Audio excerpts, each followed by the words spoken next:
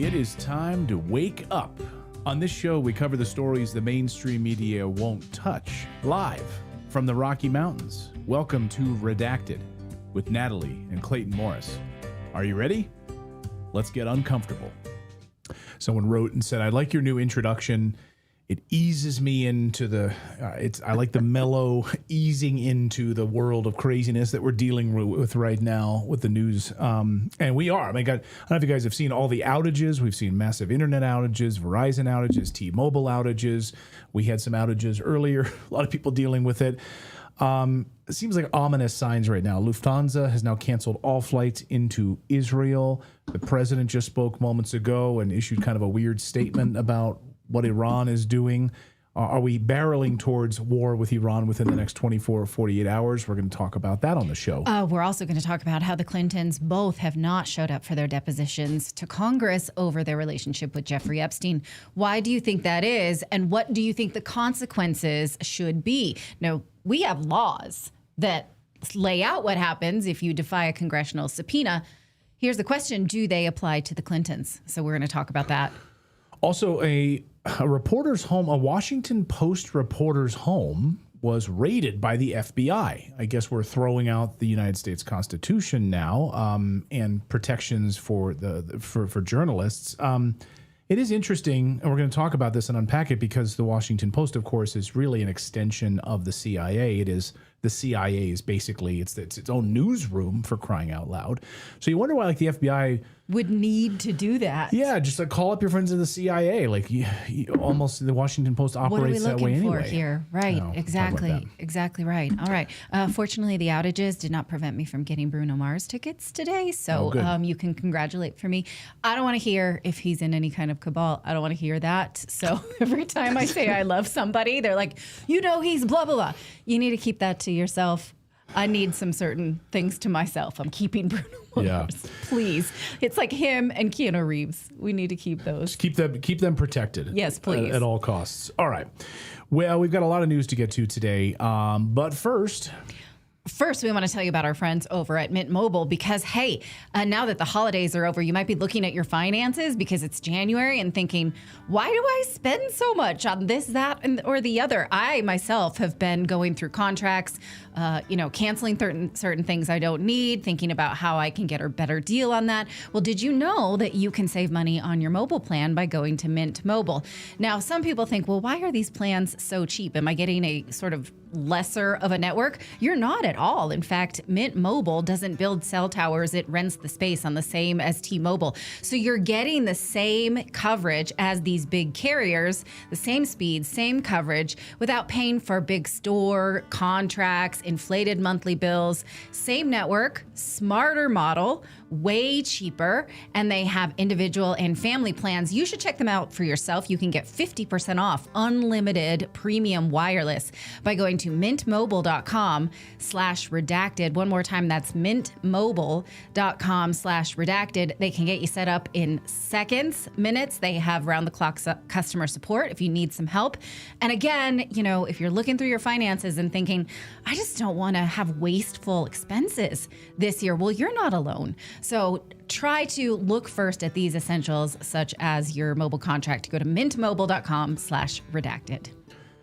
All right. Well, someone in the chat room just says, Clayton, there may be propaganda on the Iran uprising, but worse propaganda is denying the uprising popularity and denying regime behavior. Well, we've never done that at all. It's just a matter of should the United States be bombing that country in order to help uprisers? We'll talk more about that in a second. Well, because one of the ways that I'd like to lay it out is, do you think the country that has sanctioned them into mass destruction is their savior?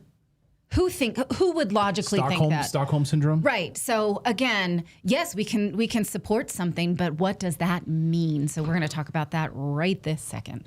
Well, Russian President Putin just issued a full-throated warning to the United States and Israel against attacking Iran. Putin said any attack would be a grave mistake and come with devastating consequences. But Russia has cautioned the United States over attacking Iran.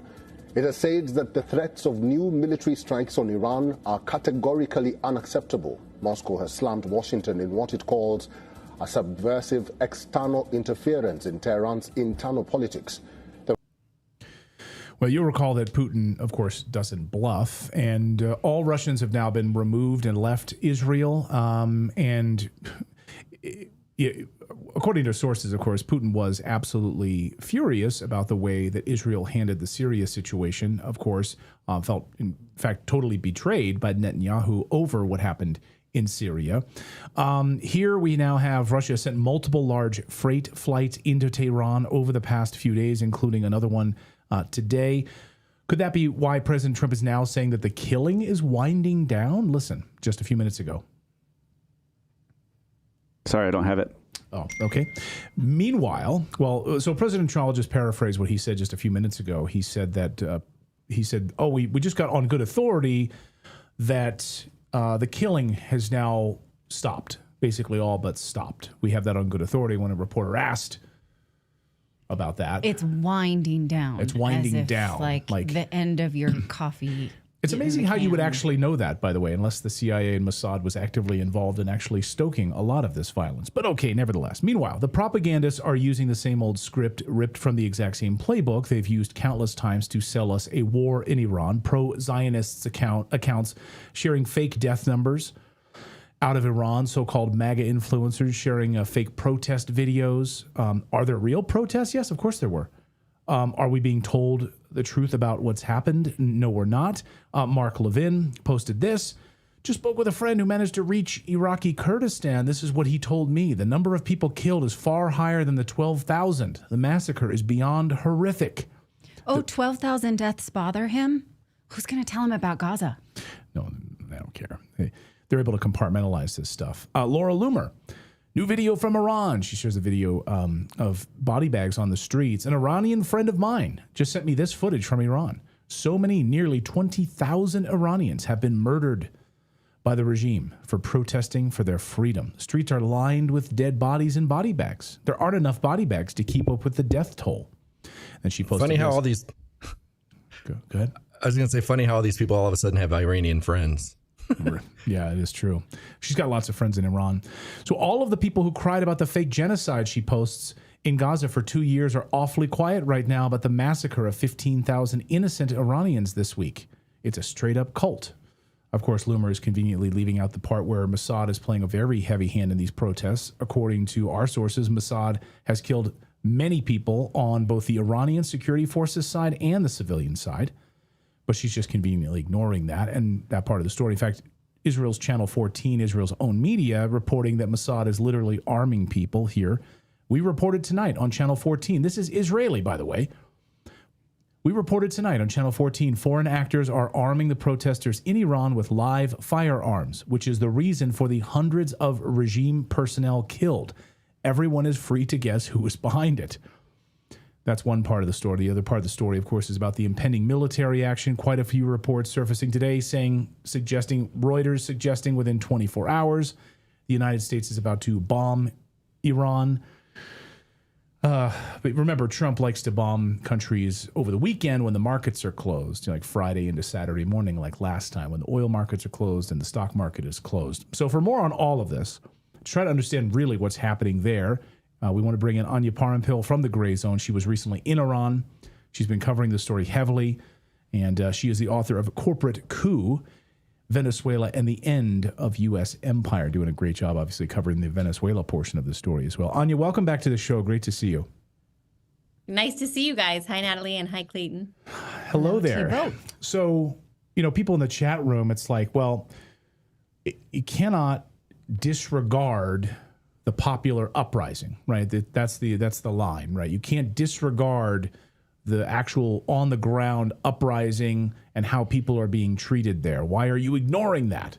We're not ignoring it at all, but we're just pointing out the U.S. involvement in it. Anyway, that's just a side note here. But what do you see happening on the ground right now? Like, what is the truth coming out of Iran at this hour? People who want to point out obvious grievances that the Iranian population may have or struggles that may bring them out into the street should start by asking themselves why Iranians were first demonstrating earlier this year. Essentially what happened was at the turn of the new year, which is not their new year, but it is for us, people, mostly poor working class merchants in Iran, went into the streets in order to protest rising inflation and a worsening economic situation in the country. We can discuss how sanctions have ravaged them since their 1979 Islamic Revolution, and how the United States openly admits to using sanctions as a weapon in order to bring countries like Iran to its knees. There's Richard Nephew, the former Obama era State Department official, who actually wrote a book bragging about how through his negotiation and crafting the maximum pressure campaign on Iran that pushed Iran to the negotiating table to give up its nuclear program or agree to more restraints and monitoring from the international community, that he, for example, was able to manipulate the price of butter in Russia, or that he was able to manipulate the price of meat and chicken and things in Iran that people needed for their New Year's celebration when they celebrate in May. So U.S. officials have admitted that they've purposely crafted policy in order to do what we see now, which is bring people into the streets. But it's important to note that those initial anti-government demonstrations that were, again, focused on economic issues were actually based on what we've been able to report at the gray zone and through analyzing sources and discussing with our sources on the ground. Those demonstrations were initially held by people that were pro-government or even conservative, more conservative than the liberal government currently in power. And the government, including the Ayatollah, actually made concessions and said that they had legitimate grievances. The president, Pezeshkian, also said that he took responsibility for making decisions that may have led to these sort of protests. And so these demonstrations began to fizzle out. And what happened was then suddenly this violent element appeared in the street. And now for the past few days, there's been a kind of a blackout of information coming out of Iran, partially because the government has cut the internet.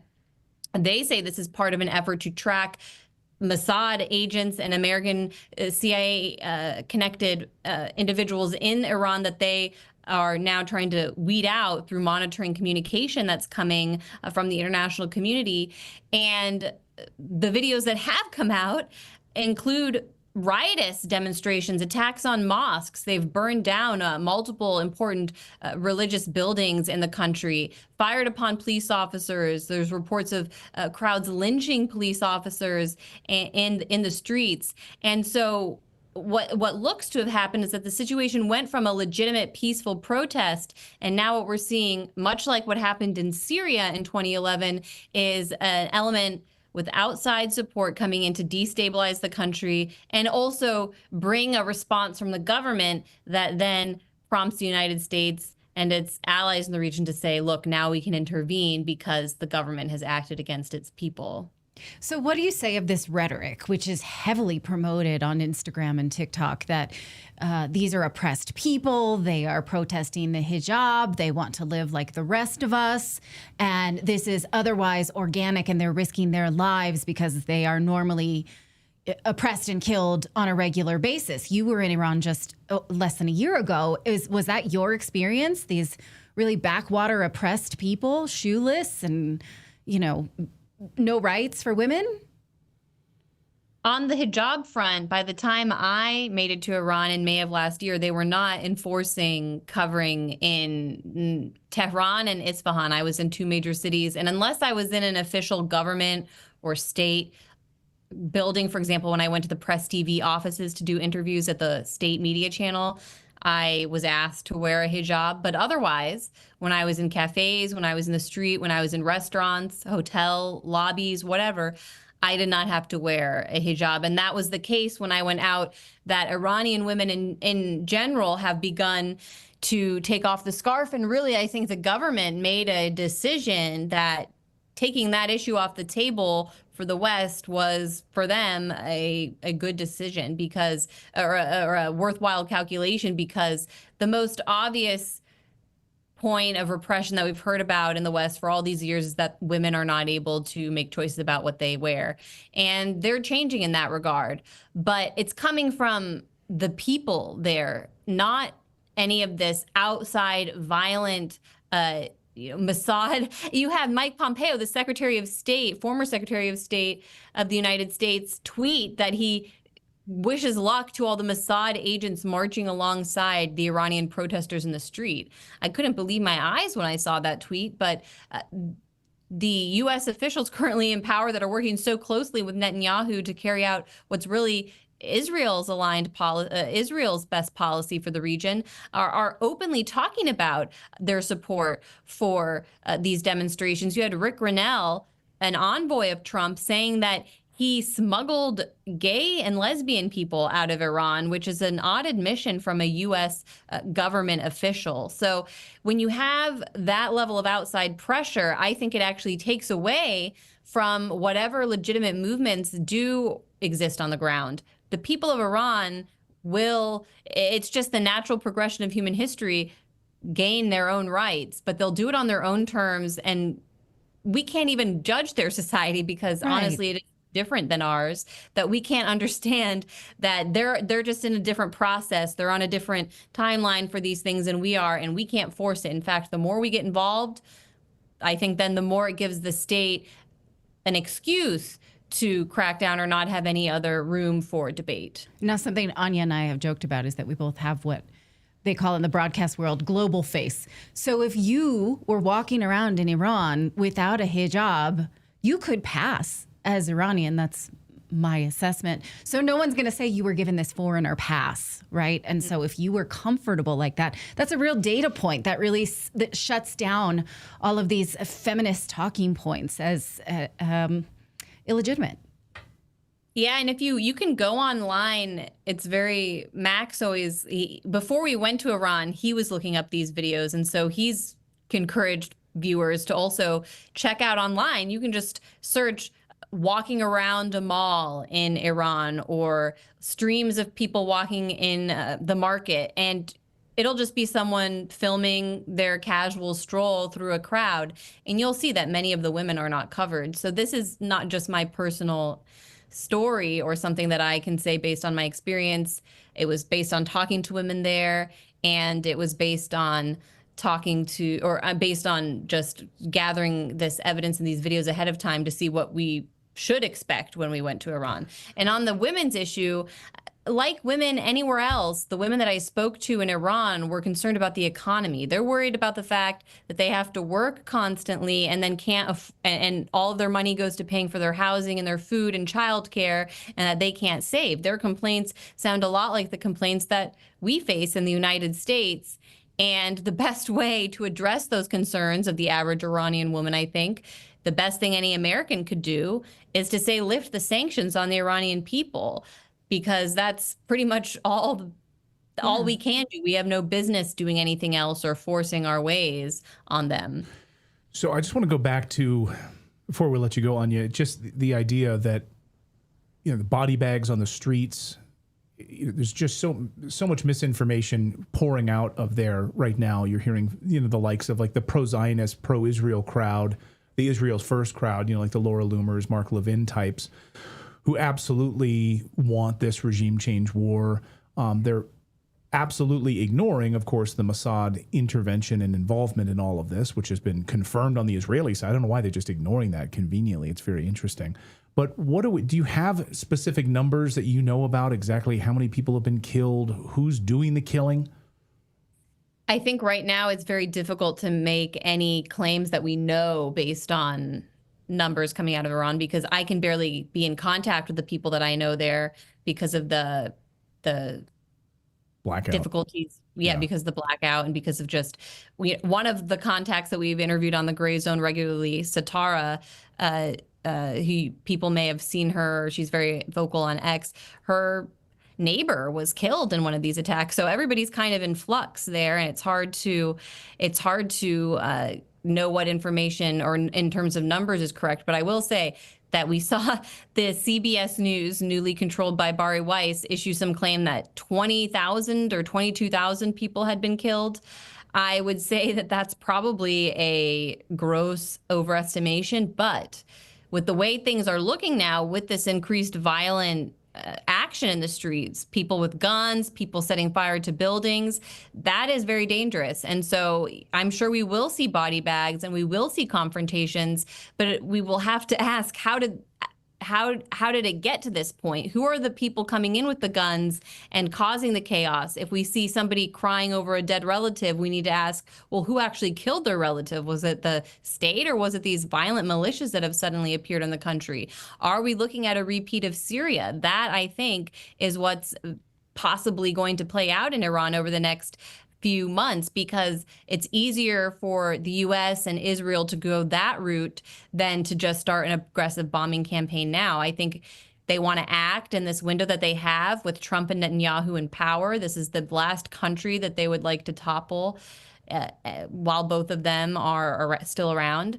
And so it seems right now that they are greasing the gears for a Syria-style CIA covert-backed civil war scenario in Iran. And so I just hope that it can be nipped in the bud and that we don't see something as devastating play out in Iran as we saw in Syria.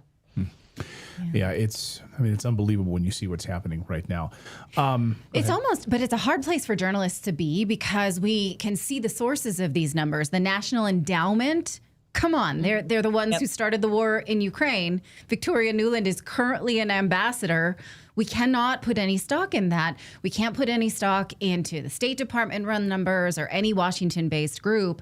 And so we have to wait. And so for the rest of us as news consumers, when you see someone who is repeating these lines, you need to dig your heels in and say, I'm going to wait. That's all we can really do right now. Right. Always look at the source. As you mentioned, a lot of those higher death tolls have come from organizations funded by the National Endowment for Democracy and other U.S. government-funded groups. We just did a report about that at the Gray Zone, authored by Max Blumenthal, my husband, and our colleague Wyatt Reed.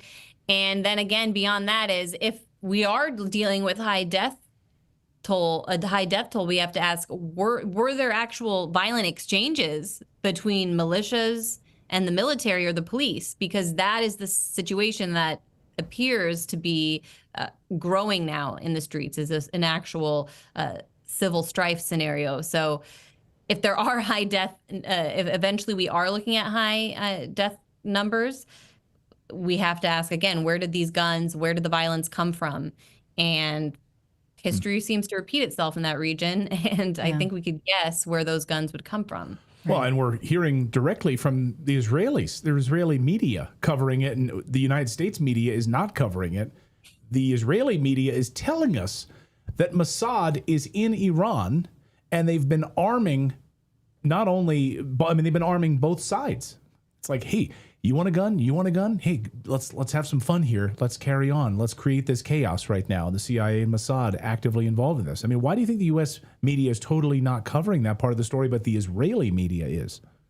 It's an odd question, but I guess it might have to do with the fact that the Israelis feel that they have nothing to hide and that they can be more honest with their population about their goals and how they operate. I mean, look at how they talk about the genocide in Gaza over the past few years. While the U.S. was maybe ignoring it or trying to find a nice way to spin it, Israelis just speak in nasty language where they tell it like it is, which is, as an American, I guess I appreciate it, because we get to hear the quiet part out loud in Israeli media. And I think at this point, they're pretty proud of the fact that they own us and that Netanyahu can come here and tell our president how high to jump.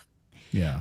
One more thing I wanted to ask is that the massive amounts of people who were marching in the street, many of them were peaceful this week in Tehran, and the media is spinning this as anti-government propaganda or anti-government protests. And then The Guardian admits that these were actually pro-government marchers. And the way The Guardian spun it was that the regime sort of recruited people to march on its behalf, which is in unwilling admission that those people were marching for the government. So can you tell us, what is the temperature of people who would march for the government, not necessarily because they love everything about the government, but because what I would surmise is that they want sovereignty? Exactly. They want sovereignty, and that's more important to them than any of the issues the United States can project on the scenario. But again, the initial economic demonstrations were held by this class of people that generally are pro-government. You're talking about the working poor. That's the base of the hardline or more principalist Islamic state.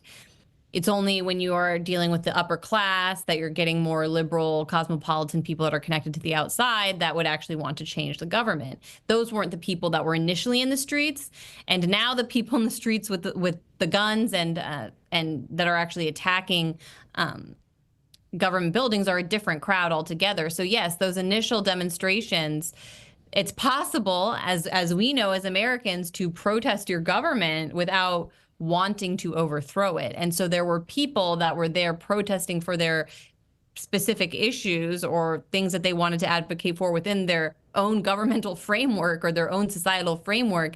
And then these outside actors or paid actors came in and destabilized the situation.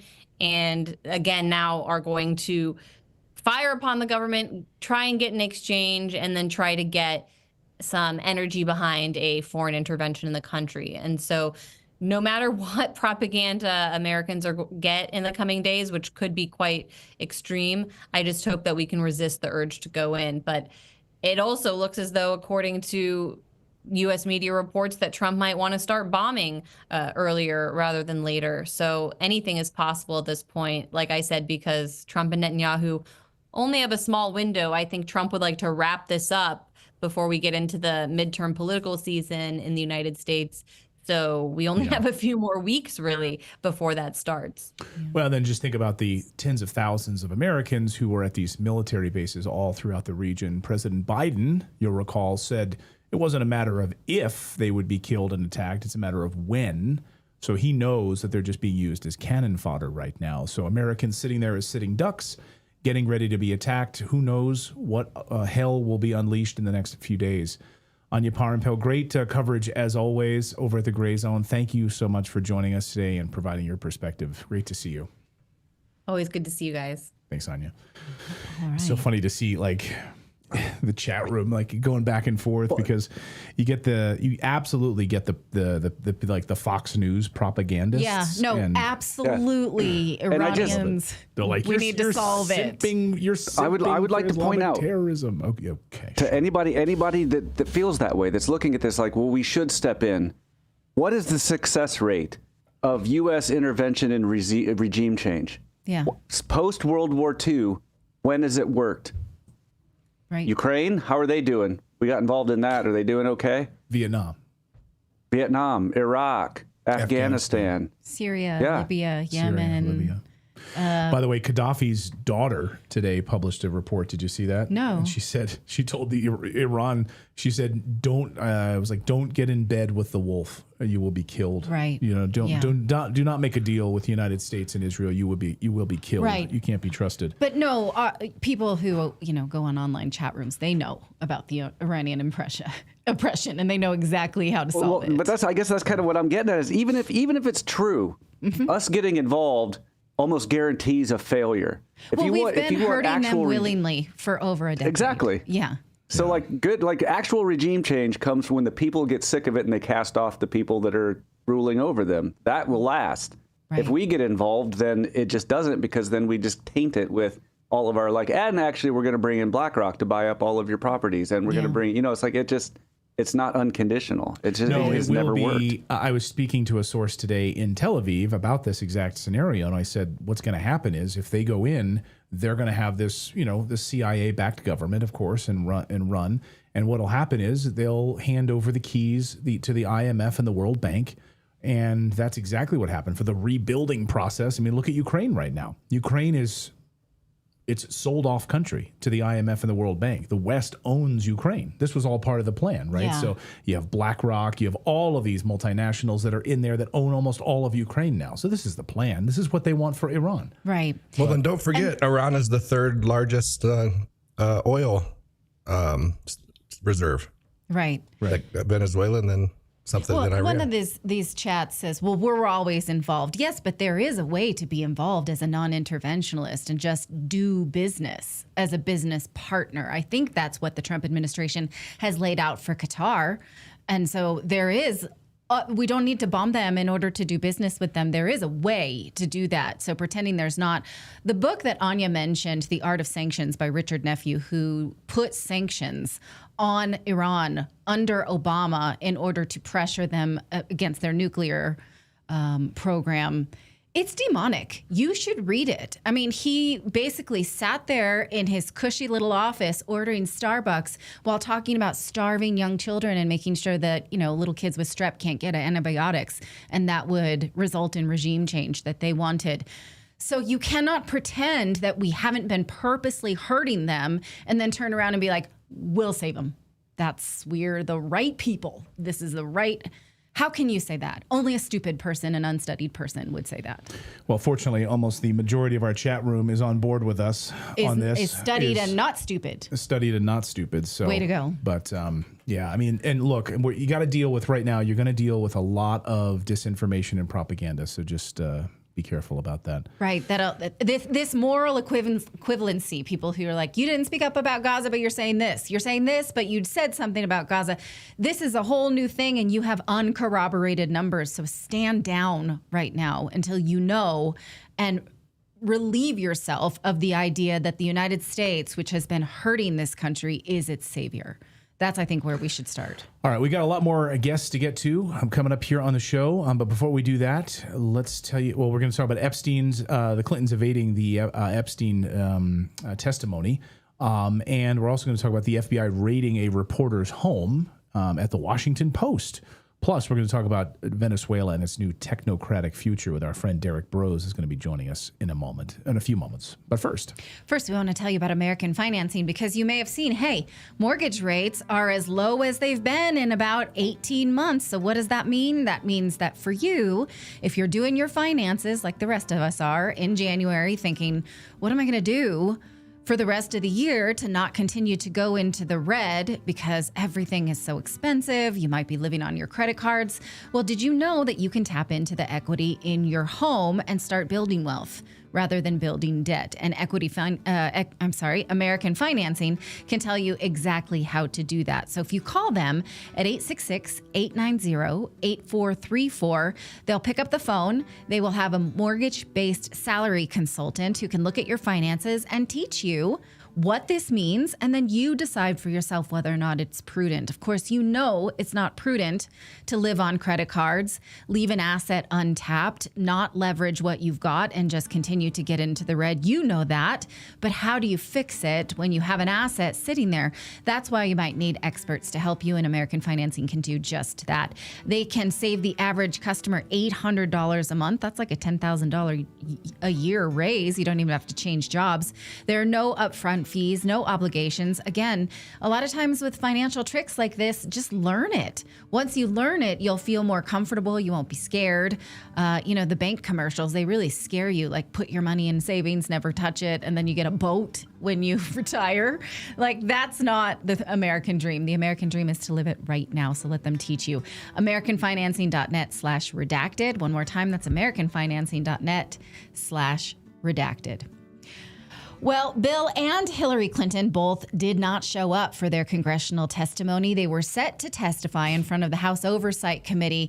It's worth remembering that both of them were issued subpoenas last year, and the subpoenas were voted on in a bipartisan manner. That means we can't just categorize this as Republicans are after Democrats. And in fact, Republicans were on the list of subpoena. Bill Barr comes to mind.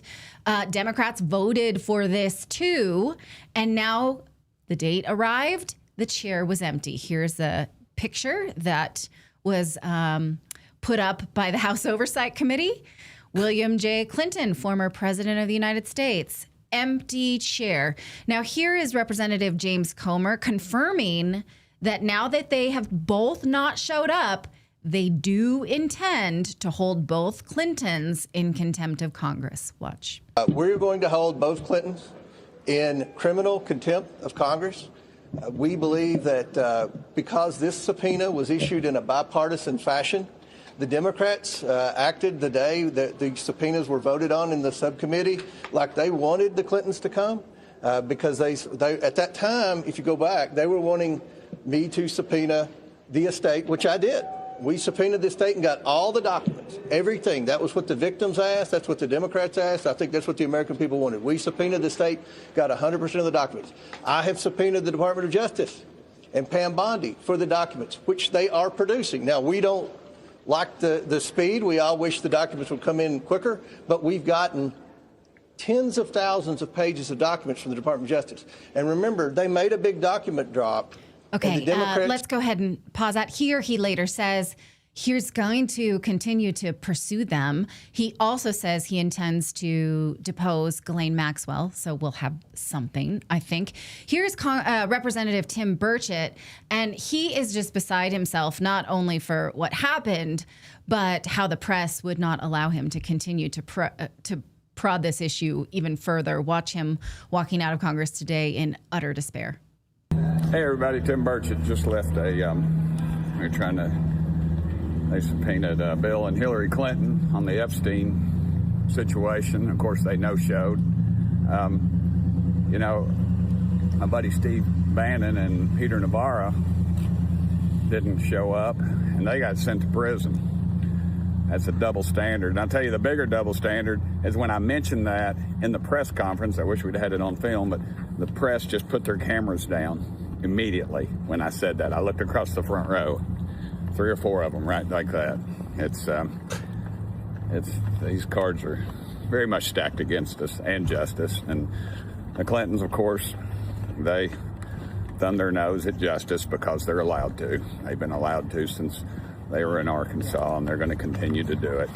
And it's really a shame that that's the pinnacle of success for the Democrat Party, really, is that bunch. But that's what we're dealing with. And, of course, they had a paid agitator out there yelling at us during this thing and during the press conference, and just pathetic, really. But that's where the left is right now. Thank y'all for sending me here. All right. So what do we want to learn from the Clintons? I mean, obviously, they don't have to be honest. We would hope that they would. But we know that the Clintons were close friends with Epstein. We know that Bill Clinton was on the plane several times and at the island. We don't have proof that the Clinton Justice Department ignored Epstein, but it would be really weird if he wasn't on their radar. And we would like very much to know what the government did to suppress any investigation of his crimes before the Bush administration, when he finally did get on their radar. So what's going to happen, Clayton? Let's sort of, if it was just us normies who ignored a congressional subpoena, bad news. But we'd be locked up, of course. But of course, they'll, Slick Willie, right? I mean, that's why he gets the name Slick Willie, of course, because he will evade this. There will, of course, be some sort of precedent, the presidential immunity of. But where does Hillary Clinton come down on that? As does she get any of Slick Willie's oil for being any sort of presidential immunity? I don't know, but. The other day, it was interesting to think about Dan Bongino, what he said before he became the FBI, Dan Bongino. He said he had it on very good authority from someone with impeccable credentials that he was on a flight with Bill Clinton and Jeffrey Epstein, and the things that he saw on that flight were very weird, very off, very troubling. If only you became an FBI agent where you could have investigated that and gotten information about that. So will we learn more about this? I don't know. Okay. I mean, let's just go through what is supposed to happen. If you ignore a subpoena, you can be compelled to testify. You can face fines. You can face criminal contempt and even jail time. That could happen. What are the tools at the disposal of the Clintons that could make that not happen?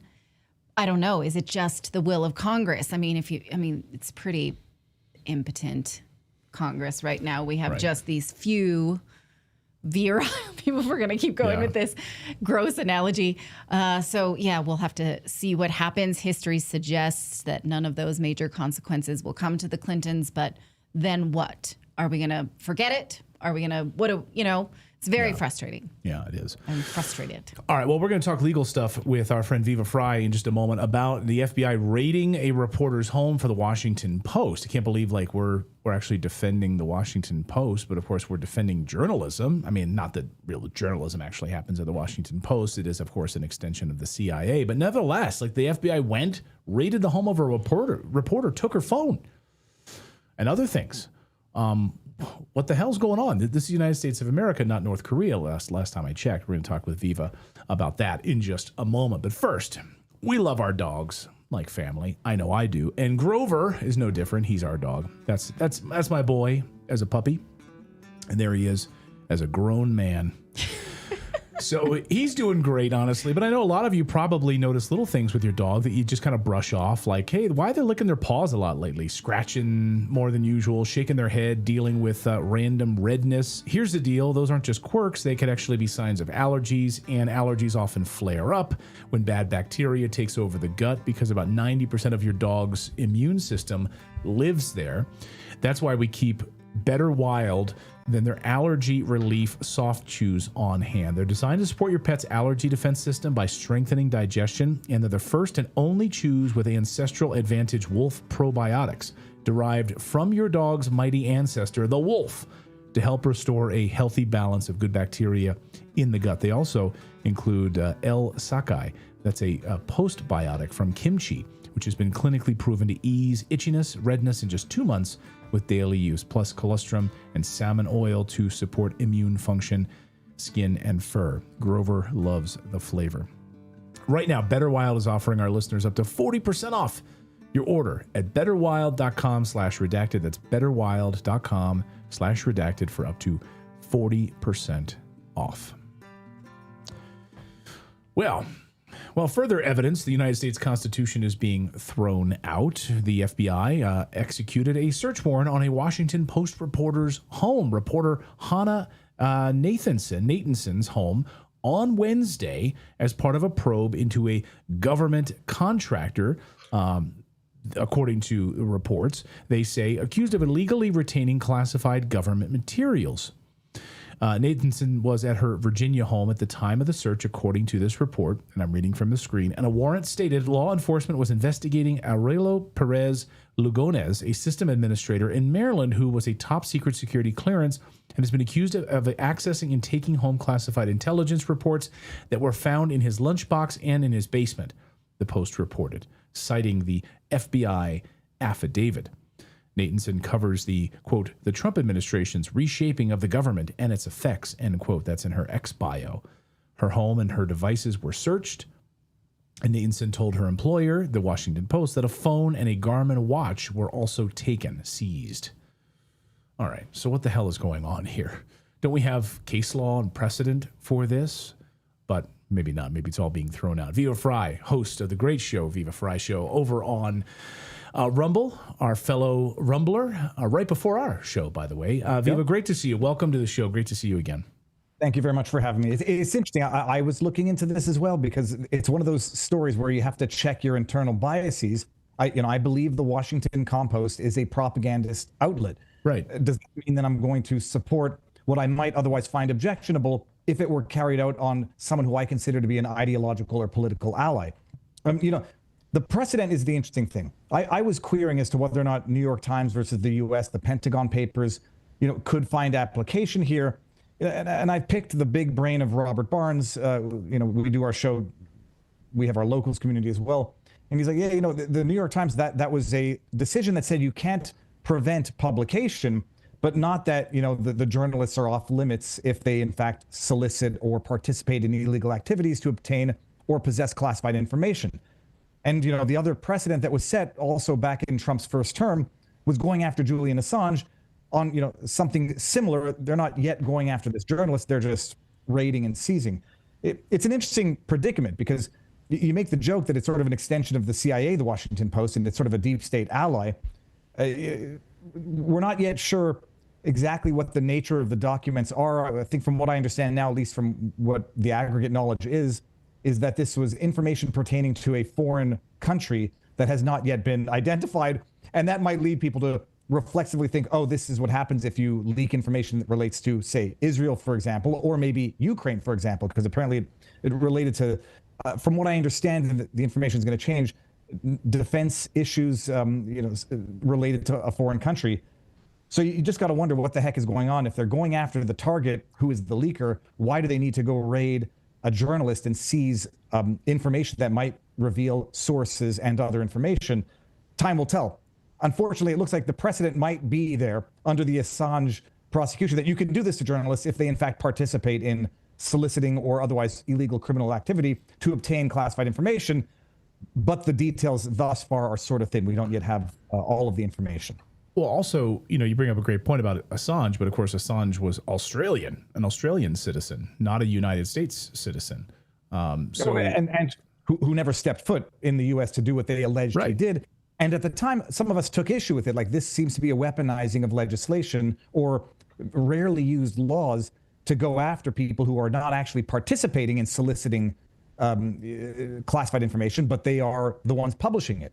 And so, we took issue with it with Assange. Some people thought it was a righteous prosecution and Assange was a traitor. So it's a thorny issue. But yeah, that's a material difference.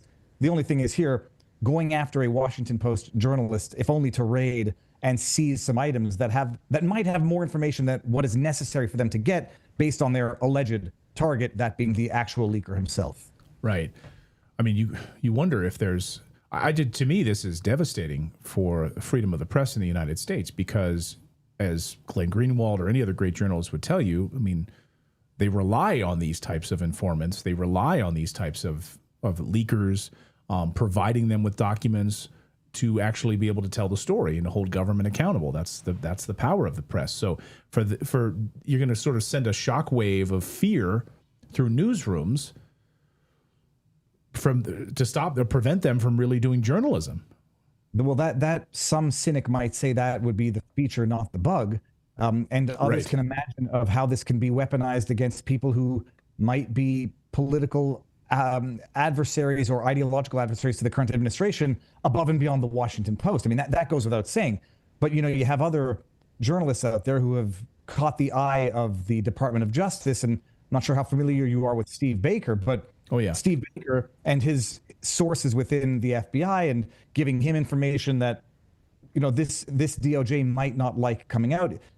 This is beyond a shot over the bow of the Bakers of the world. This is a warning to not just the leakers, but any journalist who would entertain, fraternizing with who might be bona fide leakers. And it's not to say that this journalist might have crossed a line, and we'll wait for those details to come out as well. It's not to say that journalists benefit from immunity from soliciting or participating in illegal activity, but absolutely, this is, maybe playing favoritism to whatever that foreign country number one is, as alleged in the affidavit. Maybe it's warning everybody. Could you be specific then? So where would a reporter then cross the line? And we don't know. To your point, we still don't know the details. But given that protection of the United States versus the New York Times. The New York Times, the Pentagon Papers, the prior restraint, it said that you can't prevent publication. So from what I understand, it was sort of silent on whether or not you could prosecute afterwards. Okay, so good. You can publish the story. We can't prevent you from publishing it, but that doesn't mean you're immune from prosecution or having participated in criminal activity. Generally speaking, my understanding is that, you could publish the fruits of what was a leak, but you can't participate in soliciting the leak or participate in stealing the classified information or inappropriately appropriating that classified information. That's what they alleged Assange did, which I thought was a stretch even based on the facts at the time, but that's how they got around it. So, there could be a certain element of active participation of a journalist who may no longer be a journalist, but might actually be a spy, might actually be someone that falls within the Espionage Act. And we don't know what those facts are right now. The journalist hasn't been charged. It's just a question of what was alleged in that affidavit to allow, or the warrant to allow for searching and seizing of what is recognized as journalistic materials, even if we don't think that the Washington Post are journalists, but more, activists. So how would you define soliciting? So if you're this reporter, what would fall under that category? She is reaching out to this this leak? Encouraging, aiding and abetting. I mean, that's how I would go. From what I've also read some stuff, which nobody can believe whatever they read right now, but apparently she was on Reddit maybe, or actively soliciting people to steal. But, beyond having your DMs open and saying, okay, guys, if you've got any intel, come to me. James O'Keefe and Project Veritas does it as well. And oddly enough, the fact that this comes a day after James O'Keefe's expose, which is embarrassing to say the least, to the Secret Service, that they have Biden holdovers who are activists and not in line with the agenda. Are they going to go after the James O'Keefes now for soliciting that? Are these undercover cameras going to be deemed to be, soliciting or trickery or somehow violating the law so that it scares this type of expose journalism from James O'Keefe? But, we'll see what the details are. I've heard some stories that this person might have known what they were doing was wrong, and you at some point you're no longer a reporter, but you're a participant. We'll see. You could conceptually imagine where that line is, and if this person crossed it, so be it. But you want to be reluctant to empowering the government to go and search, seize, and presumably explore what's in journalistic materials of journalists. Put it in quotes. Philip on our team has a question for you. Go ahead, Philip. Yeah, so it really pertains to the warrant itself and the signing off, because this is always something that anytime something like this that like presumably seems kind of shady, it was somebody signed off on this warrant. Do you know, for a case like this with the FBI, what judge would they be going before that would be signing off on this? Because I mean that either makes it shady or gives it credentials, because somebody signed off on this warrant. And do you know who that would be, like in a case like this? It was the question that, Robert Barnes and I were talking about this actually before we went live. And, the question was what jurisdictions is in. From what I understand, it's Virginia. And so that is the question as to who is, if there's corruption, or that's how serious it is that even, an anti-Trump judge would sign off on this. From what I understand, I haven't seen the documents yet, and I don't know that they're public yet. In fact, I'm fairly certain they're not. But this was obtained in Virginia, which, might be a little bit less surprising if it were obtained in D.C., where you have 95% who are anti-Trump. Why would they sign off on a search warrant for a Washington Post journalist? Not yet knowing what the foreign country is, you could understand there's competing levels of corruption, or, it's just justice in this case, and we don't know it yet. But you have to be weary, whether you love the Washington Post or hate them, and whether you love Donald Trump or hate him. You have to be weary of empowering a Department of Justice it is intimidating, period, regardless, for any whistleblower who knows that they will not necessarily be kept an anonymous source in the hands of the journalist, and for any journalist who is actually doing real journalism, like the Glenn Greenwalds of the world, like the Steve Bakers of the world, where they say, you may not be safe. And once we get your stuff, Lord help us, we might find other stuff that might incriminate you, and we'll see how. But that's where it is right now. I'm eagerly awaiting more information and to see the documents and what's actually alleged. The leaker himself is in custody, and it sounds like, at least for now, he's being depicted as a lone wolf. So it's not even clear that it had anything to do with this journalist's stated, objective of keeping the administration in line with who they fire and hire, et cetera. But it's early in the stage of the factual elements of this. But, proceed with caution, because it's not because you hate the Washington Post that you should ratify this. And it's not because you love Donald Trump that you should say a Department of Justice should have these powers. You got to imagine there's a phone call coming from CIA-friendly Jeff Bezos, who owns the Washington Post. It's like, hey, we gave you access to our paper. We're a back channel to the CIA right here. Come on. Could you have not? Maybe you could make this thing go away. This is one of our reporters here. It's curious that there wasn't collaboration in advance of this, but then you might have other interests who say, depending on what this foreign nation was, if you're going to make us look bad, in Europe, or if you're going to make us look bad in the Middle East, this is what's going to happen to journalists who cross that line. So we'll help you. Just don't piss off the wrong countries, and don't make us look bad under the wrong circumstances. Well, journalism under attack. Viva Fry, great to see you as always. Thank you. Does a great show, by the way. Check him out. He comes on. Their show comes. He comes on right before our show, so check him out on Rumble. Does a great job. Viva, always great to see you, my friend. Thank you. Thank you very much. Great to see you too. Happy New Year, by the way. Happy New Year to you as well. Thank you, and keep up the great work. All right. We've got more news to get to. We're going to talk about Venezuela and the technocratic takeover of that country. Everyone's talking about, is it oil? Is it drugs? Maduro was a drug kingpin. Come on. No, it wasn't. Our next guest has written a great new piece at the American Vagabond. And take a look. Here's the article and details specifically what has unfolded inside of Venezuela. And here it is. The Venezuela technocracy connection. The U.S. bombing of Venezuela and capture of Nicolas Maduro cannot be rationally explained as a drug enforcement operation or even solely about oil. Or even solely about recovering oil. The bigger picture is technocracy. Our next guest is Derek Broze, one of the great journalists in the world, great investigative journalist who's been looking at this closely and has been covering this technocratic takeover. Derek, great to see you. You know, I love your approach because so many people want to get in the weeds on all of this. You know, it's like, oh, it was the Tren de Aragua, it was the Cartel de las Olas. You know, it was this and that. And you really take a much broader look here, a much bigger look, and showing us maybe the truth that's unfolding in Venezuela. Great to see you. Oh, it sounds like you're muted there, Derek.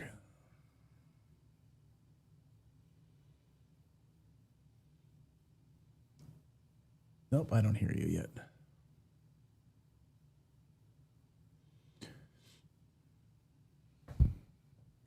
So let me just, while Derek is getting his audio here, I just want to read through just a little bit of Derek's article here. Because it's in the early morning hours of January 3rd, 2026, United States military launched military strikes on Venezuela and captured Maduro and his wife. Maduro and Flores have since been transported to New York, charges related to gun crimes, cocaine trafficking. The move I think I'm good now. Oh, you're good. Okay, I was just going to give a little backstory here, but not to steal your thunder here. So good to see you. The technocratic connection in Venezuela. Walk us through what you uncovered. Yeah, so as you said, Clayton, at the beginning, that I don't think that the claims of the drug charges really stack up. And we're already seeing that with the DOJ, not even including the claim that Maduro is the head of the cartel of the Suns in their indictment. And there are some oil connections that I do cover in my article. Like, I thought it was interesting that you start to look at some of the oil companies that stand to benefit from the U.S. going into Venezuela, if they do in fact invest. And there's connections to BlackRock, you know, having about 1/5 or 1/4 of the ownership of some of these companies. But I do think the bigger picture is the technocratic picture. And we've talked about this in past shows, and I know you've covered it as well. But for those who are unfamiliar, just really briefly, technocracy was a movement that was very popular in the United States and Canada in the 1930s, 1940s, up until about the 1950s.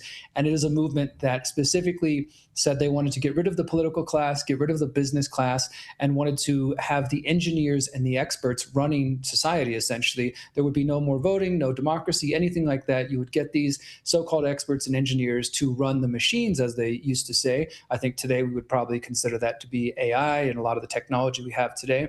And that these experts would micromanage all of society. They would allocate resources. They promised it would be utopia. They also did mention that it would involve the loss of privacy and some personal freedoms and things like that. But that technocratic movement, when it was growing, they had this vision of what they called the technate, the North American technate, how they wanted to control the North American continent. They specifically say as far up as Greenland, all of Canada, all of the US and Mexico, and Panama, and central parts of Central America, going all the way down to Eastern Colombia and to large portions of Venezuela. And as my article there shows, you can see the original technocrats map that they released in 1940, clearly showing this effort to control the entire continent. And it's similar to different concepts people may have seen over the years, especially if you've been in this research, talk of, say, the North American Union, things like that. But what I think is unique, and the reason this matters, okay, it's a movement from 100 years ago. How is that relevant to 2026 and what Trump is doing now? I think it's relevant because not only is Trump surrounded by the various technocrats that I know you've covered on the show, such as Peter Thiel, obviously Elon Musk. Elon Musk's grandfather, Joshua Hadelman, was actually involved in the technocracy movement in Canada, was one of the directors of Technocracy Incorporated. And so you have those sort of connections, but also you have this aide, this advisor to Trump, Stephen Miller. He's been one of the biggest advocates for saying the U.S. is not only going to go into Venezuela, but into Greenland. And you have his wife, Katie Miller, talking about going into Greenland. When you start to stack these things up and look at the original technocrats' plans and look at the people who are surrounding Trump, And you can see that they are following this plan to a T. And so, yes, it is about resources like oil, and there's other minerals and things like that. But I think it's more than that. It's that they are trying to implement this plan that people connected to the Trilateral Commission, now deceased Zbigniew Brzezinski, David Rockefeller, the folks who originally founded the Trilateral Commission in the 1970s, they were simply picking up this plan from the original technocracy movement. And now in the 2020s, Trump and his team and people around him seem to be following that same plan from the original technocracy movement. So that's really the high level look at this technate. It's crazy to think about. I mean, just like look at the map here. I mean, literally have a map from the 1940s, as you point out, the technate of America. And I mean, it's right there. Like, again, listen to what they say and then watch what they do. And all of these pieces are coming together. You got the Greenland piece of this. You got Venezuela. You've got, of course, the pushing out of China and Russia in the Western Hemisphere, or at least the appearance of that anyway. How does the... Maybe you can talk about some of the machinery behind the scenes. Like, how does this come to fruition from a technocracy perspective? We're talking digital tracking, one sort of, I'm almost picturing like the European Union in a way, but without. It's very similar. Is it Washington, D.C. is in charge instead of Brussels? In the case of the Western Hemisphere, the North American technate, it probably will be and would be the United States in charge of that. At least that's the way the original technocrats envisioned it. And in their own writing, they say the technate will encompass the entire North American continent from Panama to the North Pole, because the natural resources and the natural boundary of this area make it an independent, self-sustaining geographical unit. So they did envision that the U.S. would probably be the strong power here, and they wanted to control the entire continent. And very similar, they also imagined there would be other what they call technates in different parts of the world, similar to what we see with the European Union. I mentioned the North American Union, and they make it clear that this is about resources in one level, that they want the resources of Panama, which I think we also have to put in the context that last year, 2025, Larry Fink, head of BlackRock, he bought 2 ports in the Panama Canal, and it was reported numerous places that he consulted with Trump before doing that. Also, of course, I mentioned that there is mention of Colombia and Venezuela specifically in the technocrats' plans. And recently, Trump, of course, is starting to threaten the president of Colombia. Now, again, he's saying this is about drugs, but he's putting him on notice, like he's doing with Iran and elsewhere, that the U.S. will go in there if they want to. I find that to be coincidental, that sort of also aligns with the technocrats' plans.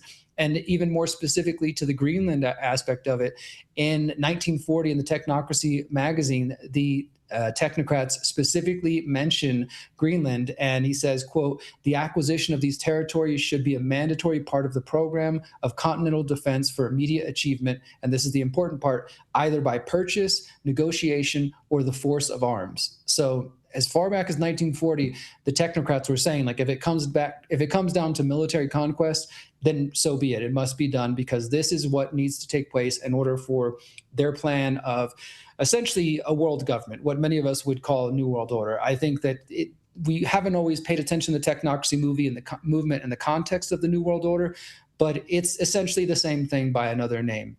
They want to control and dominate as much of the world for resources. Like you mentioned, there's some strategic reasons. We know that they're trying to dominate, the U.S. is trying to dominate more of the Western Hemisphere. Trump's calling it the Don Road Doctrine, things like that. But I think ultimately it does come back to that technocratic vision. And in their words, they describe a world without freedom of speech, a world without personal privacy, a world where the machines, or again, I think we'd be referring to the AI, facial recognition, social credit scores, things like that, where the AI, the machines are used to allocate the perfect amount of resources. Because as with most tyrants, they sell this as a utopia where people would have energy credits, which sounds very similar to carbon credits, and that those energy credits would determine how much you get of various resources or products down to the person. I mean, they wanted this to be a highly meticulous, highly engineered system. That's why they thought the engineers and the experts should be at the top, because they said, well, the business people, they don't know what the heck they're doing. The politicians don't know what they're doing. The people are too stupid to know what's good for them.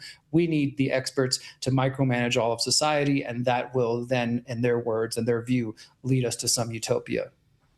You also quote, as you mentioned, Stephen Miller at the beginning when we started talking. I just want to put up a quote here on the screen that you have in your article. Miller told Jake Tapper on CNN, "Nobody's going to fight the United States militarily over the future of Greenland.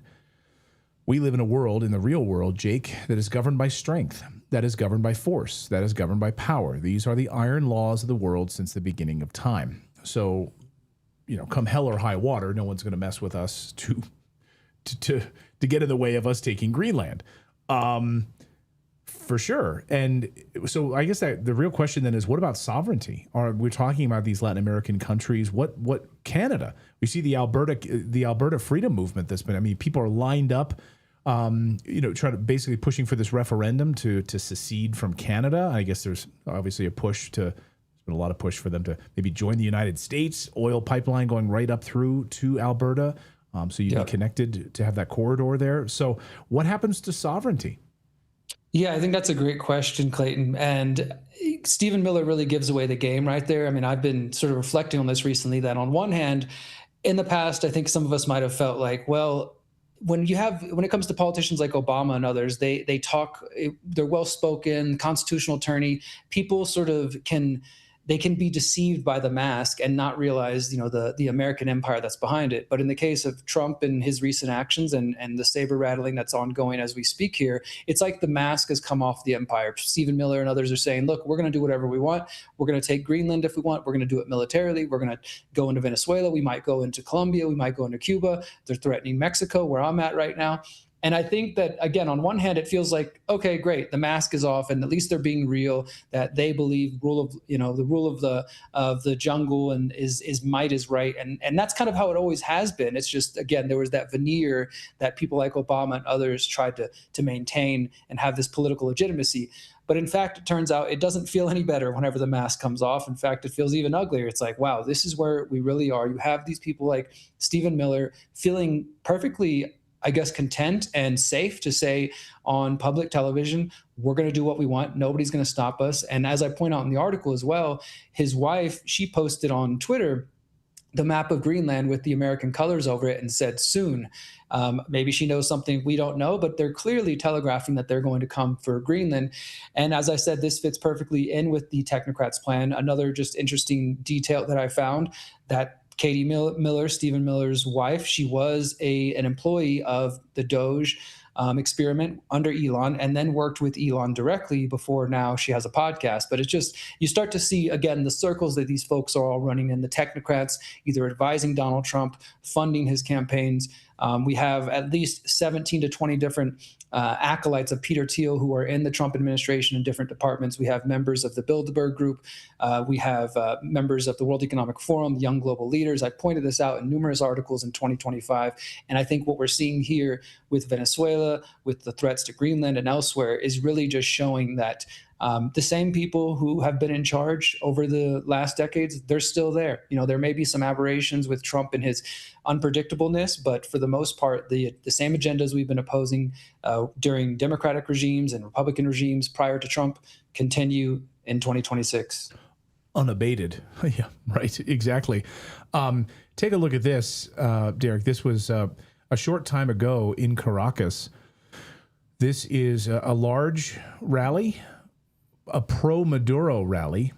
Again, you're not going to see this on Fox News, I don't think. Maybe you will, but probably not going to see this on the MAGA influencer social feeds. But what do you make of this? That tens of thousands of people coming out and with signs of Maduro and posters of Maduro and showing their support for him. Yeah, I saw that video when you sent it earlier. I haven't had a chance to, look into the finer details of that one, but I will say that it is a fact for sure that there are people who do support Maduro within Venezuela. It is also a fact, of course, that there are people, Venezuelans, both in and out of the country, who do not support Nicolas Maduro. And I think that just goes to the fact that, just think about the United States, for example. We have people who are adamantly for Donald Trump and everything he does, and they're going to support him regardless. And then there are other people who are adamantly against him and are going to be opposed to everything he does. And it's easy for, let's say, a foreign country, if they were from the outside looking in, to spin any opposition to Trump as like, look, he's unpopular, that we should intervene. And that's essentially what the United States tries to do in these other countries, whether it's Iran, Venezuela, Mexico with Scheinbaum. We talked about that recently, that you can take these different protests either for or against the regime, and you can amplify that and say, look, the people clearly do not like the person in power. We need to go intervene. Or you can tell the opposite story. I think it's just a sign that things are not as black and white as the American media may want people to believe, as MAGA media might want people to believe. And that's not an endorsement of Nicolas Maduro in any way. You could just sit back and be objective and say, look, some Venezuelans do like him for whatever reason, whether you agree with those or not. And there are many Venezuelans who do oppose him and maybe, I think foolishly, would like the U.S. to intervene. I mean, it's the same thing we're seeing here in Mexico, that there are polls showing that some Mexicans would support U.S. intervention, which I think would be a horrible mistake, and I pray does not happen. But there are others who are adamantly opposed to it. So it's just about which lens you want to look through and which stories the media wants to amplify. And obviously we know that at the moment, the story is the Venezuelan people, the Iranian people, the Cubans, the Greenlanders, they all want the U.S.'s help. They're begging for our help. They want us to come, save them, et cetera. That's the narrative that the Trump administration wants to be out there. Right. And I should point out that march that we were just seeing there was the Great Workers' March, or the Large Workers' March. And as what they're calling for, and even what the local media was saying there, was the free President Maduro and the First Lady, or liberate the president and the First Lady. So to your point, and that's exactly what we're seeing in Iran right now, right? If you can you actually talk about the legitimate protests and why they were upset about high inflation over the past few weeks? And then can you also then have a conversation about Mossad and the CIA infiltrating and actually co-opting those protests? And, it's not, that's why these things work, right? That's why these co-opting of these types of protests by the CIA, these color revolutions, Mossad, otherwise, that's why it works, because it looks like all of these people are upset and they're attacking each other. January 6th, you have feds involved in creating that, right? So it's the reason they do it is because it works. And these things can all be true, as you said. I mean, there's definitely people upset at the Iranian government and upset about inflation and other issues. And it appears from some protests and things we're seeing, which, I mean, obviously AI-generated videos is a concern these days, and we have to be careful and skeptical and not just, go ahead and repost something because it confirms your biases. But it does seem to be true that in that case in Iran as well, there are people who do support the regime. Again, we don't have to agree with their reasoning, just to recognize that the situation is more complex on the ground. And that's something that we talked about recently in Mexico when I was out here reporting. And yes, there are people who oppose the current president. There are people who gratefully, are grateful for her and support her. Both factions exist. And we have to be willing to kind of look into these nuances, look at these bigger pictures like I'm trying to do here in Venezuela with the technocracy angle, and ask who benefits from this, who stands to gain? Who stands to gain from the U.S. bombing and intervening in Iran and Venezuela and, in Mexico, in Cuba and Colombia and all these other places? And I think, unfortunately, we are going to see more of this. 2026 is just beginning. And, maybe there's some level of saber rattling that's just going on. It's just Trump talking a big game. Like with Mexico, I've thought maybe some of this talk about we're going to go into Mexico on land, it could be sort of a bargaining chip for the fact that this summer, 2026, the U.S.-Mexico-Canada agreement is coming up for renegotiation. And so maybe Trump is doing some of this saber rattling as a way to get a better position. There are definitely more factors and angles than we are typically shown in the corporate media and even in the mainstream alternative media. So I definitely appreciate you giving me a chance, Clayton, to talk about this and bring in the technocracy angle, because I do think too many people are missing this piece of the puzzle. No, you blew me away with it, and I hadn't thought about it. People are talking about drugs and oil and other things, and archaeological dig sites that are actually hidden there underground. There's a lot of stuff going on, but I have not heard anyone talking about the technocracy. And as you pointed out, it's all written down. Like, it's all part of their plan, and it has been all of these secret dark forces for a long, long time. So I encourage our audience to go over to the American Vagabond and read Derek's great piece. It's eye-opening, and that's why I just got to say that, like, this is the first I've ever heard of this, and my brain is just on fire right now thinking about this. Because if you think like, what was the very first beef Trump got into was with Canada. I remember at the time thinking, like, why Canada? What the hell is going on? Then you see that map, and it's like, oh, because we need that. It's like immediately, like, wasted no time going after Canada, Greenland, like, This is all like brand new to me. I'm going to be checking out this article here when we're done. Well, and Stephen Miller, very, very smart, right? Very smart. And had been sort of planning a lot of these pieces for a long time, it seems. Many, many years. I mean, he apparently even wanted to be at the second number 2 in the White House, basically, going back 15 years, laying the groundwork on all of this. So, it's he's definitely got some aspirations for power, for sure. Yeah. Well, it just reminds me of like the plans that were in place from neocons, Cheney and others, well ahead of what we saw on 9/11 and the Patriot Act. Mm-hmm. Like the Patriot Act didn't just come out of nowhere. It had been written down and planned years earlier. And so, again, I come back to these plans where these deep, dark souls get together in smoky rooms and have these meetings, and it informs everything that we're seeing today. So I encourage people to go and read it. Derek, thank you for being the tip of the spear on this stuff. I really appreciate it. Great work as usual. Thank you, Clayton. Appreciate your time. You bet. Thanks, Derek. Wow. I know, it's like... Yeah, that just like blew my mind completely. I'm like, I feel like I've spent the past like few years trying to figure out because I always ask what is the end goal? What is the end goal with all of this? What is it you want? And then just to see it and be like, oh, well, they actually have been planning this since the 1930s, and here it is, and goes, that just every piece fits into that. And it's all written out. It's all written out. And by the way, and we also came up with a map. Here's the map that we came up with back then. It's all written out. It's all planned out. And, and people can say, oh, this, it's old, but look at COVID, right? I mean, look at all of the pieces that were coming in, that were put in place before COVID happened, right? The meetings, the Fed meetings, all of these things that were happening ahead of time, all the groundwork that was laid ahead of time. Did you see, by the way, just a side note, did you see that Project Runway? I didn't even realize this, but well before COVID even hit, anyone even knew what it was, or the normies, before us normies knew what it was. Project Runway had one of their models come out dressed in a head to toe kind of a thing, and she had a mask on, and they called her her stage name for this walking down on Project Runway was COVID with a K, and she had a full mask. Come on. The pre-programming is crazy. Anyway, all right.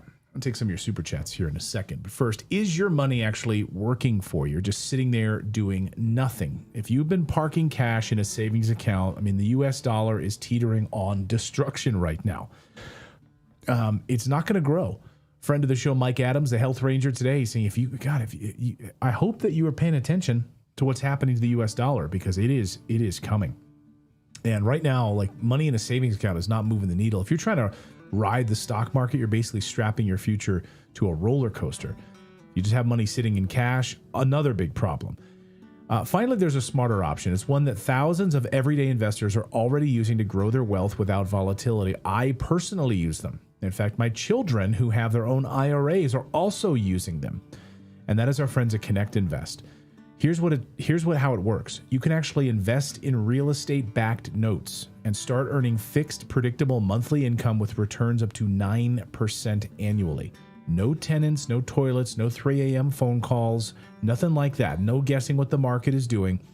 And here's the part I love. You can actually start with as little as $500. So you could start today. Just say, hey, I'm going to take $500 that's been sitting in savings. I'm going to go to redacted.inc/invest. I'm going to connect with the team at Connect Invest, and I'm going to start making 9% returns on that money. Just test it out. Put your toe in the water if you want. And but the best part is, actually, if you sign up today, you'll get a $50 bonus in your account just for signing up. And you can do as much as you want, right? I mean, you could start with $500, but you could do as much as you want. You could do a, kids IRA. You got a few $1,000s in there, self-directed IRA that can grow tax-free. I mean, they can help you set up that's the beauty of a self-directed IRA, because all of that income, that 9% annual return that's in that account, can grow tax-free. You can tap it out when you're 59 and a half years old, but the government can't touch it. So that can all grow tax-free with a self-directed IRA. So, a self-directed IRA, you can invest in anything you want, right? You can invest in stocks, real estate, gold, silver. You can do whatever you want. You can even lend money out of your IRA to other people for, whatever you want. But anyway, I'm a huge proponent of this because not everyone has like $50,000 laying around for a down payment to actually buy a physical property. So here you can invest in real estate short notes, get started again for as little as $500. Right now, take advantage of that $50 bonus, by the way. You only get that $50 bonus if you use our link. Go to redacted.inc/invest today. Sign up, get a $50 bonus, and start putting your money to work for you right now. Right now. A lot of people believe we're going to see a real estate boom because there's so much pent-up demand right now for real estate and people moving because so many of these families, they haven't been able to move because interest rates have been so high. They're like, we're going to just stay in our starter home, even though we've got 3 kids and we don't have the room for them. We're just going to stay here. We're going to stay here and until we can figure out these interest rates and actually not have to pay 50% of our take-home pay to actually own a property.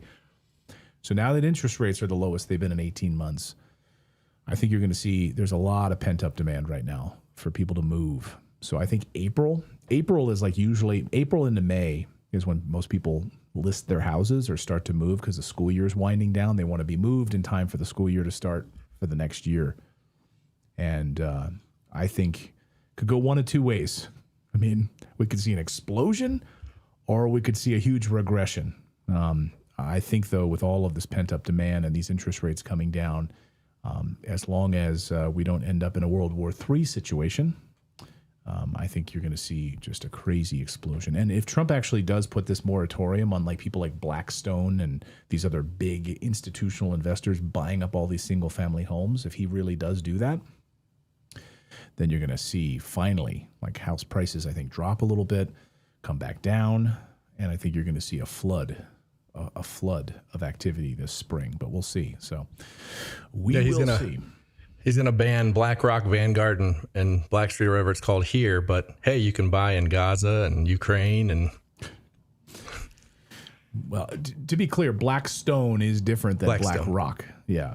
So I thought BlackRock and Vanguard were the ones buying up all the properties. No, Blackstone. Oh. Yeah, different. People conflate them all the time. But Blackstone is one of the problem here. I'll just tell you, because I know real estate very well. Blackstone, when they go in, they buy up all these properties. What it does is they'll just overbid for properties because they don't care. They don't want to get into a bidding war with like some family that wants to live there. So let's say the house is like listed for $300,000, right? Well, that's kind of like the market. That's the going market rate. Well, Blackstone will just come in and be like, we're not getting into a bidding war. 310,000, 320. We're not going to get into a bidding war with a family, a young family that wants to move into this house. Well, so and the seller's going to be ecstatic.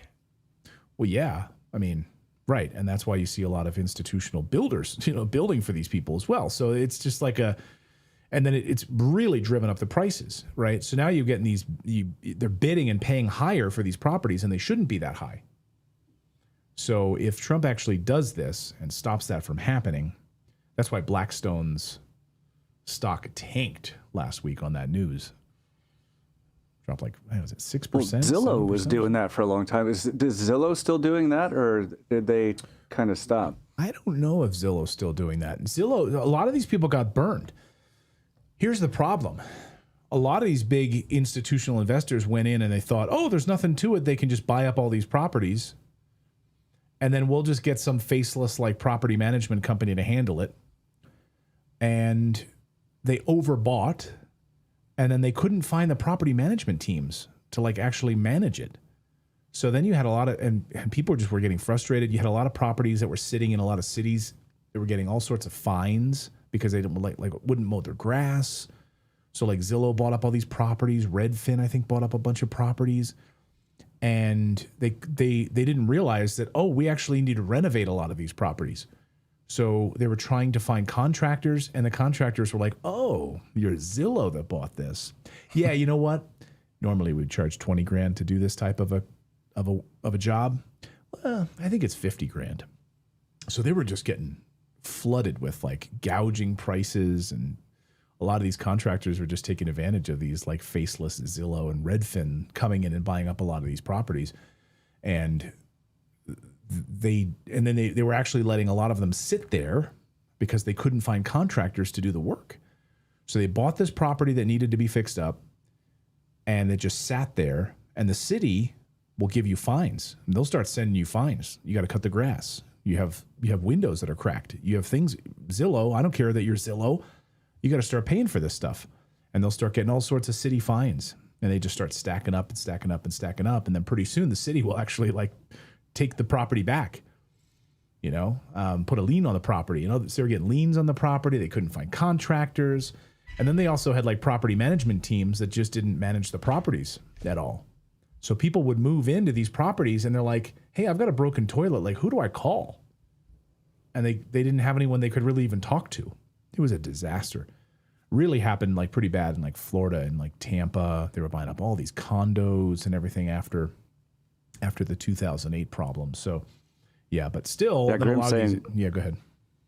Grim's saying in our chat that there's a lot of partial built homes sitting around the Port Charlotte area because he just moved to Florida recently. Yeah. Yeah. I mean, you know, again, a lot of these investors, they overbought. We're also seeing a big disaster happening in Florida right now in the condo markets. The condo market in Florida, I mean, people are taking huge haircuts. They overbuilt a lot of these big condominium complexes and 75% price drops now because they're just like, we can't sell these things. So you know. Well, just like thinking logically, if they go in and they pay over market value, then everybody in that neighborhood is like, oh, house sold for that. So now our value is that, right? And then they come in and Blackstone, yeah. Buys another couple houses, inflates it even more. And so it just becomes this artificially inflated market to where everybody's houses, like the sellers are kind of winning, I would think, in that scenario, but the buyers are losing big time. Yeah. Yeah. It's, I mean, I don't know if you could look, here's the thing. There's no one real estate market. This is something people forget, right? There's no one real estate market. San Francisco is totally different than Joplin, Missouri. Totally different.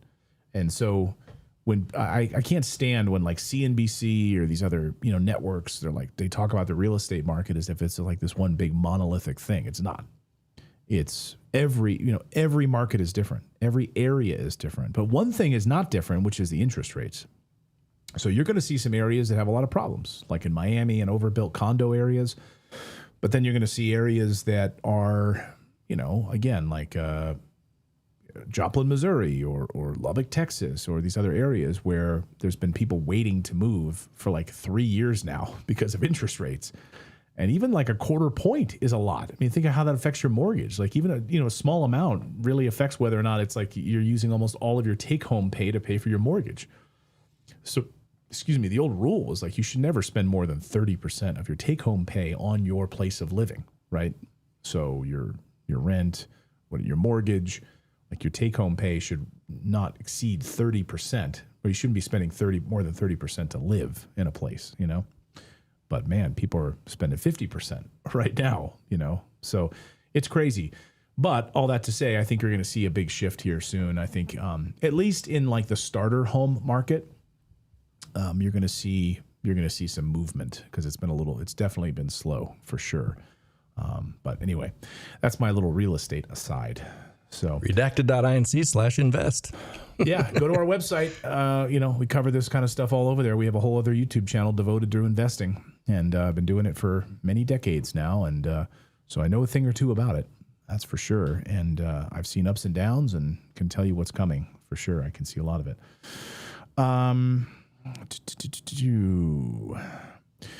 Zayfeld 63. This show is such propaganda.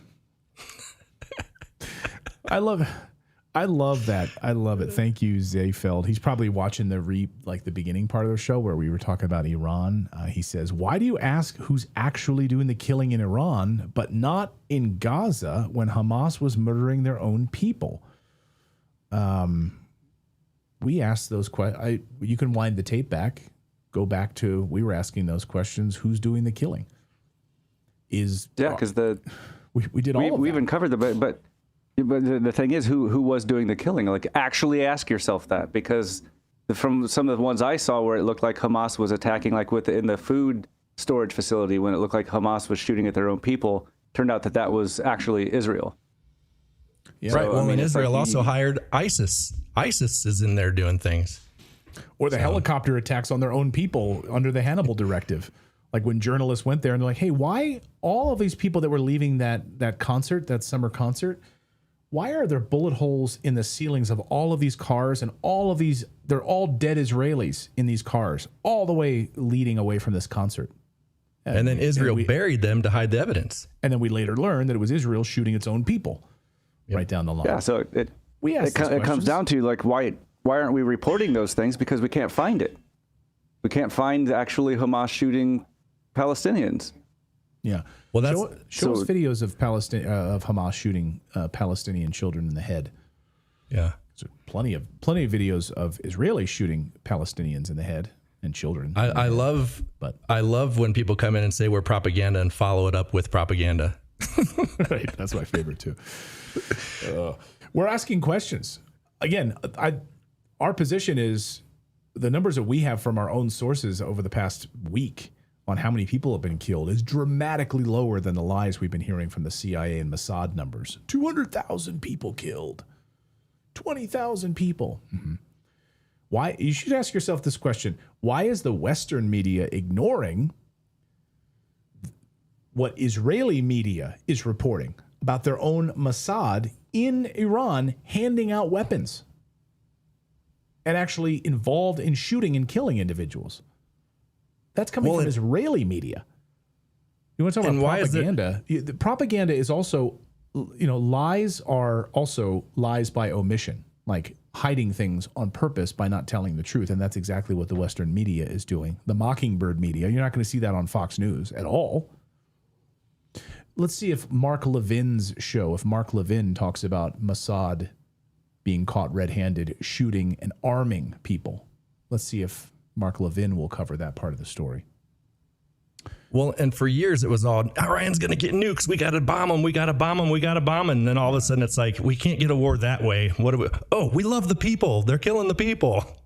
Right. That's a great point. So in December, President Trump said he would consider attacking Iran if they continue their nuclear arsenal buildup. Well, we know that confirmed they're not. They don't have that ambition at all. That's even confirmed by Tulsi Gabbard, his own head of the DNI. And the CIA also confirmed that they are not building nuclear weapons. So then what happened? The story changed. So now the story is, we got to support these protesters in the streets. We have to go and bomb them to show them our love. We have to go kill civilians in order to protect the civilians. Because that's exactly what's going to happen. This idea that we're just going after regime change. We just want to take out, because the people are all oppressed. So it's our job as Americans to go and bomb another country. How about you let them handle it? How about you let them figure it out? Well, and also they were never building nuclear weapons. They wanted nuclear power because they don't want to be dependent on us. They want something that they can control and we can't take away. That's well documented. Exactly. But in the same way that Gaddafi, wanted to become completely separated and self-sufficient in Libya, we couldn't have that. No. So what do? We sodomized him with a sword. Give up any nuclear ambitions? Meet with the government? Obama, absolutely. I don't want that. We want Libya to be prosperous and self-sufficient and wealthy, and people could have a great life here. Can't have that. So what do? You know exactly what we did. So I love this. Like, we need to be supporting, or like somehow you're somehow pro-Islamist terrorists. What? What are you talking about? And also think about how they sold the Iraq war. It was all Saddam's working on weapons of mass destruction, and then it was babies in incubators, and that's when we went in.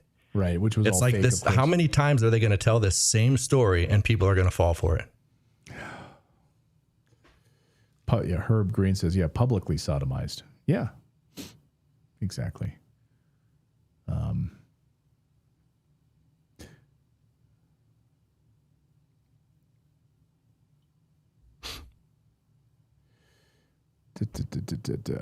Just looking here in the chat room.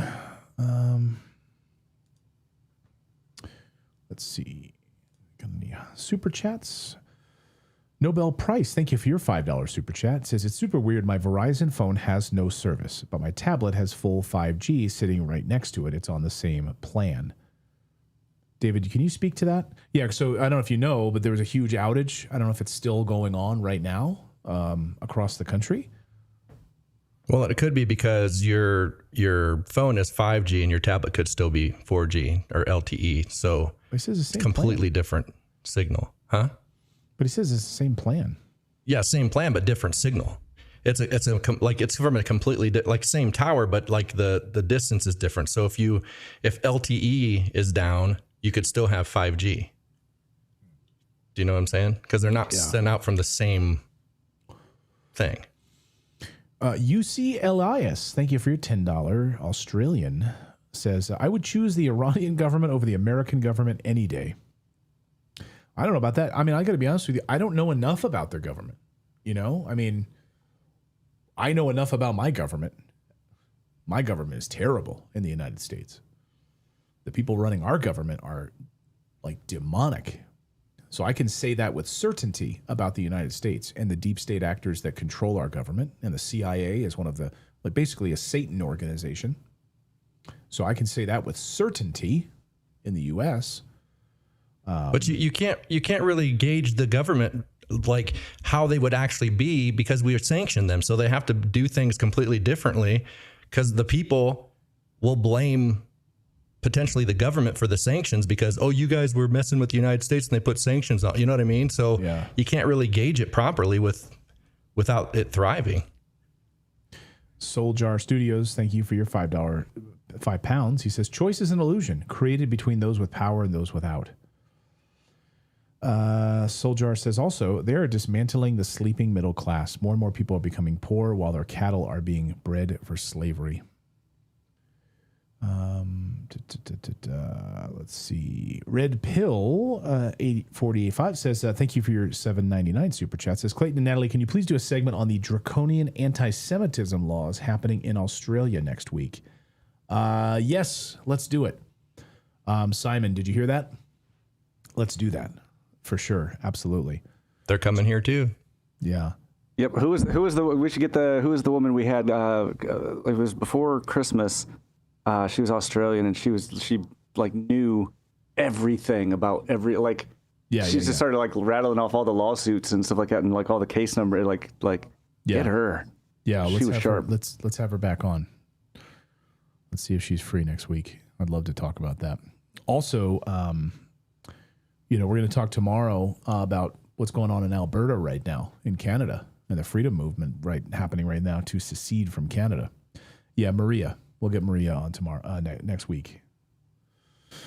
Let's see. And that's, I think, about it on the super chats, I think. As far as I can see. Motor Wonder, thank you for your $2 super chat. Appreciate it as well. All right. Thanks, everyone, for your support. Hey, I got to tell you about our newsletter. Hey, guys, hundreds of you guys signed up for it yesterday, so thank you. Because you know what? I never mention it. So no wonder like hundreds of you signed up for it because you're like, wait a second, Redacted has a newsletter? Yeah, we publish it every day. It comes out in the morning, in American time. It comes out in the morning. We have Australian viewers that say they read it at night. That's great. You can read it in about 5 or 10 minutes. We cover about 4 or 5 of the big stories of the day that the mainstream media largely ignores. We try to really cut through all of the propaganda and BS.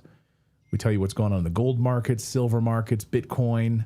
So we just kind of get you caught up to speed of things you might have missed overnight. But our team here at Redacted does a great job putting all this together. So I got to say, as a member of the team, I love reading it. I think it's a really well put together newsletter, honestly. Well, thank you. Natalie does a great job writing it. We put, the editing on it, the polish, all of it. So we really try to do a great job. And it's also a great way for us to stay connected as an audience because we've been banned and blocked on YouTube before for 2 weeks where we weren't even able to put up a community post on our channel because of, covering COVID and things like that. YouTube didn't like us telling the truth. So they blocked us. And so our newsletter is a great way for us to stay connected to say, hey, we're not going to be on YouTube for 2 weeks. It's a way for us to communicate with you guys directly. But anyway, the newsletter comes out every day, every morning. Just go to redacted.inc. and you'll see the big newsletter link at the top. Just click on it, sign up. You'll receive a welcome email from me, and you just need to go in your inbox. It might go to your spam folder, junk folder. Gmail labels our newsletter as dangerous. They might even put a little dangerous label on it. So just got to move it over to your inbox so you'll start receiving the newsletter tomorrow morning on Thursday morning. So anyway, great with your cup of coffee in the morning. All right. Thanks, everyone, for watching us here on this Wednesday. Thanks to all of our great guests today. Really appreciate it. Anya Parampil, Viva Fry, and Derek Brose. Great people, great journalists, great discussion today about all these topics, and trying to cut through all of the BS propaganda that's being heaped on you on a regular basis. We'll be back tomorrow at 4 p.m. Eastern Time. Have a great night, everyone.